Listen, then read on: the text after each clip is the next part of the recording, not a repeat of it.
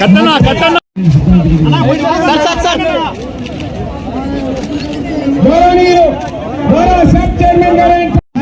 ఈ చెత్త యజమాని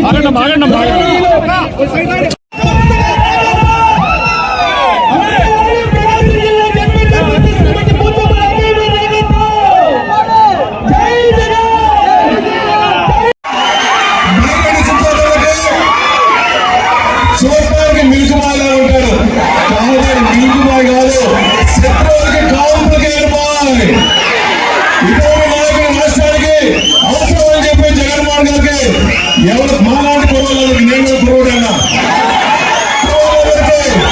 నూతన అధ్యక్షుడు ఇచ్చినందుకు సాబ్ చైర్మన్ ఇచ్చినందుకు జగన్ గారు ధన్యవాదాలు. ఈ రాష్ట్రంలో ఎక్కడ విశాఖపట్నానికి పోయేటప్పుడు ఈ మంది నేను ఇవన్నీ కూడా మీకు ఎందుకు చెప్తున్నా, ఎందుకు వివరిస్తున్నా, రాష్ట్రం అంతా ఎందుకు పర్యటించి ఈ విషయాలన్నీ చెప్తానా అంటే తెలుగుదేశం వల్ల వేరే పని లేదు. పొద్దున్నే 6 గంటలకు లేస్తారు, ఫ్రెష్ రెడీ అవుతారు, వైట్ అండ్ వైట్ గుట్టలు వేసుకుంటారు.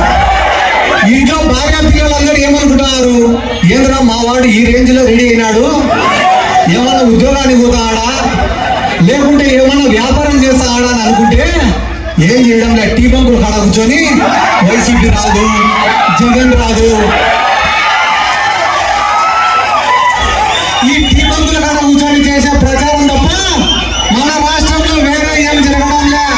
ఈ మాట కూడా మీకు ఎందుకు చెప్తానా అంటే వైసీపీ రాదు రాదు రాదు అనే వానికి నేను చెప్పే సమాధానం ఏమరా అంటే 2,50,000 కోట్ల రూపాయలు ప్రజల అకౌంట్ లో వేసే జగన్మోహన్ రెడ్డి రాకుంటే ఏం చేశాడని చంద్రబాబు నాయుడు వస్తాడో ఒక్కసారి ఆలోచన చేయండి సార్.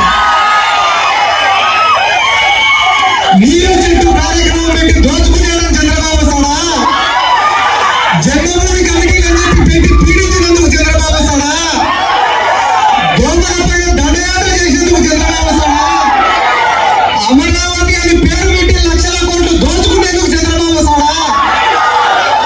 ఎందుకు చంద్రబాబు నువ్వు వచ్చి ఏం చేస్తావు చంద్రబాబు అంటే, నా ఫ్రెండ్ది ఒక గాజు గ్లాస్ ఉంది, నువ్వు వచ్చి ఏం చేస్తావు చంద్రబాబు అంటే నా ఫ్రెండ్ది ఒకటి గాజు గ్లాస్ ఉంది, దాంట్లో మంచి క్వాలిటీ మద్యం వేసి జనాలకు తాపించేదానికి వస్తాడంట. నేను చెప్పుకుంటే పోతే కదా నేను ఏదో మా సార్ను మా వైఎస్ఆర్ కాంగ్రెస్ పార్టీను పొగడాలని చెప్పి నేను చెప్పడంలే. నేను మొన్ననే ఒక ఊరికి పోయినా, ఏమన్నా మీ గ్రామంలో ఏం అభివృద్ధి చెందింది అంటే రెండు సచివాలయాలు అంటే 2 పంచాయతీలు ఉంది గ్రామంలో. పోయి అడిగినా 2 సచివాలయాలు, 2 ఆర్బీకేలు, 2 హెల్త్ సెంటర్లు, ఒక మినీ గోడౌను, 300 మందికి ఇంటి పట్టాలు, నాడు నేడు కింద స్కూలు, ఒక ఎక్స్ట్రా క్లాస్ రూము, ఎన్ఆర్ఈజిఎస్ కింద వర్కులు, గడప గడప కింద వర్కులు, ఎంపీపీ ల్యాడ్స్, ఎంపీ ల్యాడ్స్, కొందరు సర్పంచ్ నిధులు, ఇవి కాకుండా 27 కోట్లు సంక్షేమాలు. నేను చెప్పినది ఒక గ్రామం కదని. ఇటువంటి గ్రామ పంచాయతీలు రాష్ట్ర వ్యాప్తంగా 15,000 ఉన్నాయి. ప్రతి గ్రామ పంచాయతీకి ఇదే రకమైన అభివృద్ధి సంక్షేమం జరిగింది. ఇట్లాంటి ముఖ్యమంత్రి ప్రపంచంలో ఎక్కడైనా ఉండాలంటే వాళ్ళకే ఓటేయండి. మేమైతే అడగం, ఓటు అనేది అడగాల తప్ప అడుక్కోవాల్సిన అవసరం లేదు. ఈరోజు నిన్ననే మా ఊర్లో కూడా నేను పోయినా. మా ఊర్లో పోయేటప్పటికీ తెలుగుదేశం వాళ్ళ బ్యానర్లు బాగా కట్టినారు, పెద్ద పెద్దవి. నేను అడిగినా వెంటనే ఏతరా వీడి ఇట్ట కట్టినారు బ్యానర్, పెద్ద పెద్దవి కట్టినారు, ఏంటి రా వీడి ఇట్ట కట్టినారు అని అడిగినా.